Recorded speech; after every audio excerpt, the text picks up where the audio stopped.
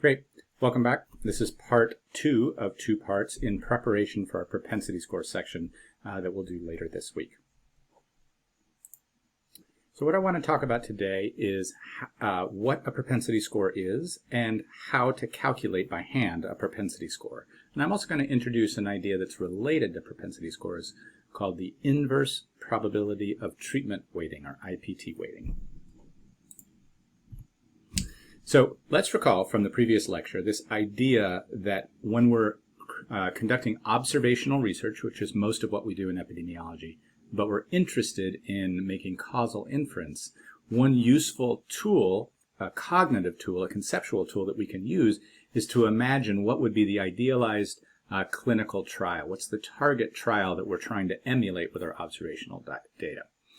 And one of the challenges, as all of you know, that we have in epidemiology broadly is a challenge around confounding, around the problem that there are measured or unmeasured things that are different between the exposed group and the unexposed group, and that those differences are also related to the outcome, so they can produce spurious associations.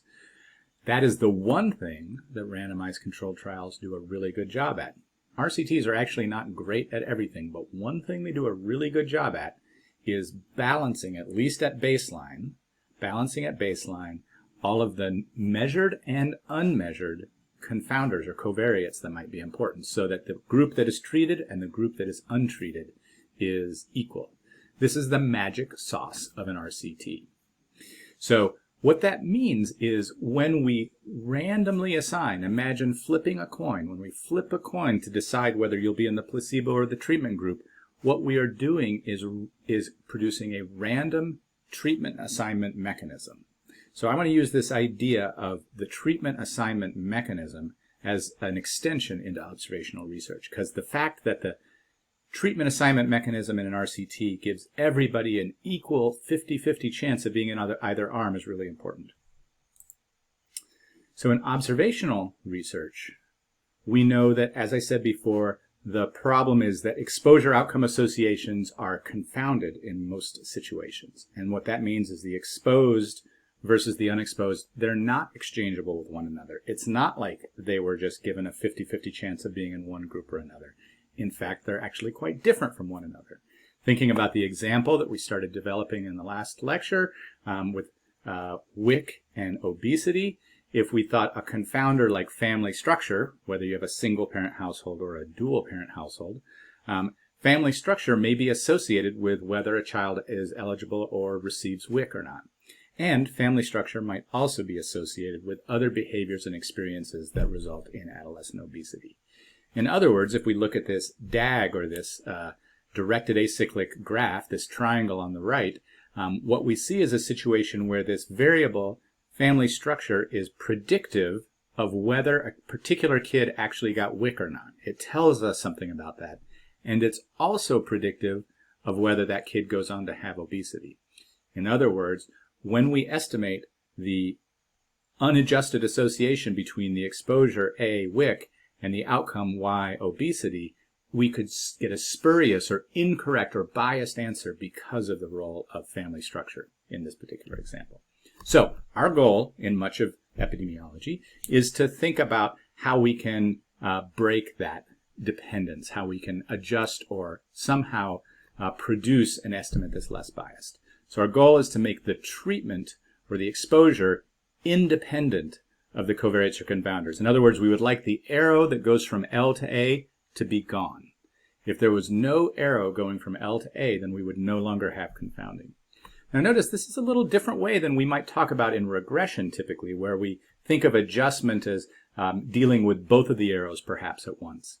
What we're talking about with this treatment assignment mechanism is we're imagining what would it be like to do a randomized controlled trial, where the thing that we want is for there to be no correlation between the exposed, those on WIC, and the unexposed, those without WIC, and their family structure. We want the family structure and the assignment of the exposure to be independent, no arrow there. So the treatment assignment mechanism is the reason for the imbalance, in other words, the confounding. The question is, how can we fix it? One way, not the only way, but one solution that we have to estimate the treatment assignment mechanism is the propensity score. The propensity score is just one tool that aims to address the problem of confounding by quantifying, by giving a number to the probability that you got treated. Think again about the idealized randomized controlled trial. The probability that you got treated was determined by the outcome of this coin flip, for example. Maybe you had a 50-50 chance of getting treated. What we would like to know is what was the chance that each individual was treated. Okay, so when we write that, we're going to say, what is the probability of A given L? L is maybe one covariate, as it is here, family structure, but it could also be a whole set of covariates. So what's the probability that you were treated, you got the exposure as a function of the covariates? Notice that the outcome is nowhere in this. We're only talking about the treatment or exposure and the covariates. What's the probability of receiving WIC given family structure? Now, to develop this, I'm going to use just some simple numbers so that we can think through how do we calculate a propensity score and how do we interpret it. I'm doing this just as if we had stratified tables, or in this case, these little boxes, but ultimately we'll be able to do this with a model. But it's important to first understand how it works. So let's imagine that we have two study populations. One is exposed, in other words, A equals 1. Those are going to be the ones who got WIC. And one is unexposed, A equals 0. Those are the kids who did not get WIC. Okay, so we're going to think about the exposed group and the unexposed group. We're thinking about it this way because we're imagining this is an RCT where we started from the very beginning assigning people to exposed and unexposed. So that's why these comparisons are so important. So we're making this contrast between the exposed and the unexposed. Now, within each group, there is a distribution of the covariate of L, which in this case is family structure. And what we can see here is that it's not equal. In other words, the number of L equals 1, or the proportion of kids who have L equals 1, is different in the exposed group than it is in the unexposed group. With this imbalance, when we have imbalance or non-exchangeability where one group is not exactly like the other group, that's where we have potential for a biased estimation in the causal effect.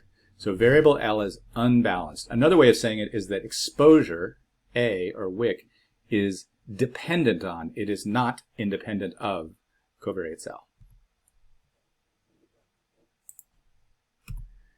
Now, I could take these values and I could break them down in this tree here. So notice on the left, we're starting with the total study population of 200. And what I'm actually doing is first breaking it down into those who have L equals 1, family structure, 1 versus 2 parent households, and L equals 0. So notice that the numbers 10 plus 60 equals 70. Those are just drawn from the L equals 1 rectangles above, where we've got the treated group with WIC and the untreated group without WIC. Okay, so we've got 70 in the L equals 1 and 130 in the L equals 0. And then we take those groups and we break them down further into whether, in fact, they got the treatment or exposure, WIC, or they did not get it. So notice that we've got different counts there. These are just a breaking down of that data. So what we're doing is we're basically asking, what is the mechanism that assigned the exposure? That's why the exposure, A, is at the end. We're asking, what explains the groups that eventually got exposed? Note again that the outcome obesity is not part of this. A propensity score is about an exposure model. It's about understanding the treatment assignment mechanism. Now, if I were to calculate the probability of the exposure, WIC, as a function of L, I would get this probability of A given L. In other words, I could just calculate it as, of the 70 kids who had L equals 1, what proportion of them actually had A equals 1? 10 divided by 70 is 0.14. That is the propensity score. It's actually as simple as that. So just reminding you again that L equals 1 is the confounder, A equals 1 is the treatment or exposure, and the probability of A given L is simply the probability that you got treated as a function of your covariates is the propensity score. So I want you to look at those propensity scores. There's 0.14, 0.86, 0.69, 0.31. I want to say something about them. A propensity score is a probability, so it ranges from 0 to 1. So a propensity score of 0 means there was no chance you got treated. A propensity score of 1 means it was guaranteed you did, and then there's everything in between. So these are the propensity scores. Now, we could just say we're done there, because this was in fact a lecture that was about propensity scores, and we now have a propensity score. But I'm going to say we're not quite done yet. I want to remind you of a couple things. Remember, in the unconditional RCT, like in a randomized controlled trial with just 2 arms, we ask the question, what is the probability of treatment? And to get our causal effect estimate, we must compare 2 groups that had an equal chance, an equal propensity to be treated or not. So if there's 2 arms with equal sizes, then the probability is 50-50. So we can just compare them directly. Now, do you remember in the last lecture I mentioned something about a conditional RCT? That was the idea that in an RCT, if we could randomize WIC, perhaps we would randomize within strata a family structure, recognizing that family structure is important and we wanted to have an adequate sample size. So maybe we recruited children from single-family households and we recruited children from dual-family households.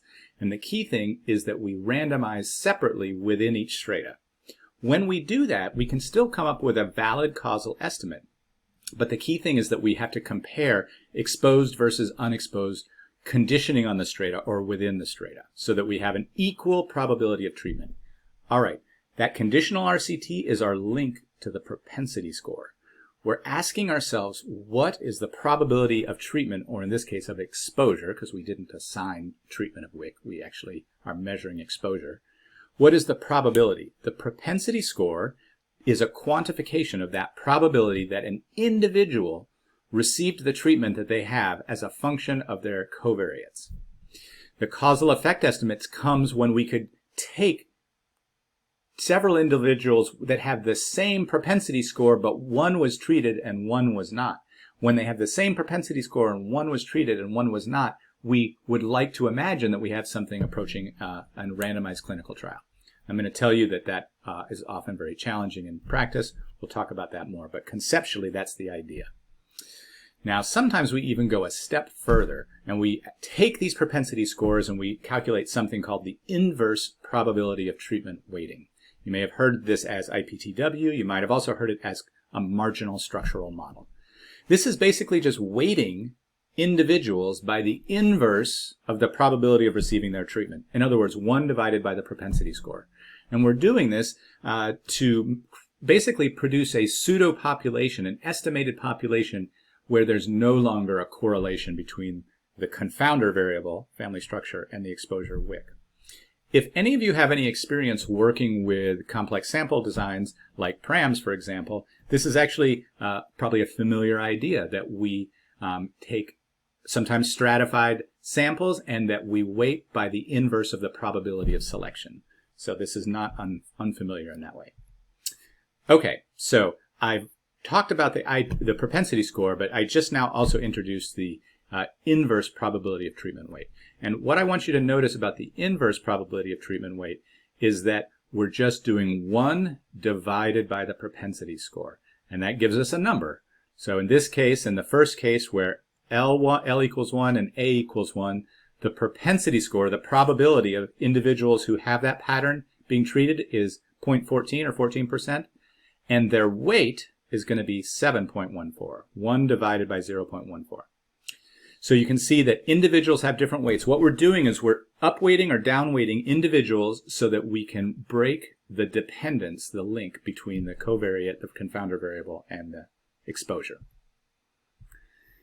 So the inverse probability of treatment weights, as I said, are similar to sampling weights in complex surveys. I mentioned the word pseudo-population. One way to think of it is that the weight is multiplying the number of people in each stratum by their respective weight so that we get this population that is balanced across the covariates. And one thing to note is it's sort of like we're creating the counterfactual person for each individual, so that we're having each person represent themselves and then also have their counterfactual experience. So if we were to take those weights and apply them to the observed population. In other words, if we were to multiply the weights by the number of people in each strata, we would produce a new pseudo-population that we're seeing at the bottom. So if we were to do that, we would have a population where, in fact, the distribution of family structure is similar or equal across strata. Notice, for example, that there's about the same proportion L equals 1 in both the exposed and the unexposed in the pseudopopulation. So one way of saying this is that in the observed population, A is dependent on L. In other words, there's an association between the confounder and the exposure, whereas in the pseudopopulation, A is independent of L. There is no longer a correlation or association. Just in terms of how you did this, I'm just reminding you here that all we did is take the number of people in each cell and multiply it by the weights that we calculated on the previous side to get a new number in the pseudopopulation, and we put it down here. So, how do we take these pseudopopulations and actually estimate something of epidemiologic interest?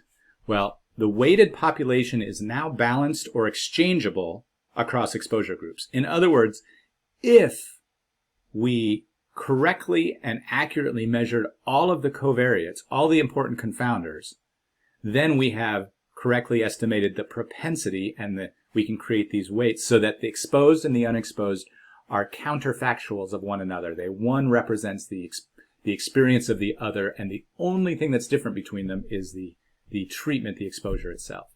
So this is akin to designing a study where there was an equal chance of getting either treatment or exposure.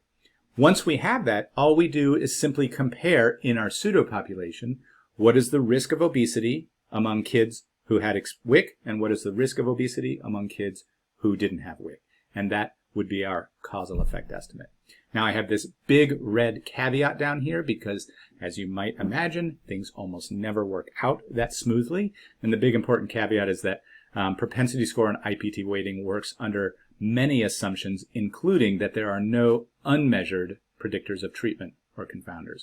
So just like regression modeling, if there are unmeasured confounders, then the result will still be confounded. This does not fix that problem. Okay, so a few important take-home points. IPT weighting and its corollary with propensity score breaks the dependence between the exposure A and the covariates L. So it breaks the dependence. It's as if, conceptually, it's as if we could have taken a design where we defined two groups, exposed and unexposed, and we assigned people randomly into them so that there was no correlation with any covariates. Importantly, IPT weighting does not change the stratum-specific risk ratios or rate ratios. So what's important about that is we're not actually changing anything about the association with the outcome. What we're changing is the covariate imbalance. And then IPT weighting creates a counterfactual of each person.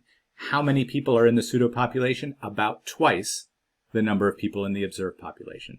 That actually brings up an issue about estimation, p-values, and standard errors that we'll talk about a little bit more in class. That's all we have for now. This has been a lot of material, I realize. There's a handout that lets you walk through the hand calculation of propensity score for a particular scenario, and I'd encourage you to go through that handout before we do the lecture later this week. Thanks.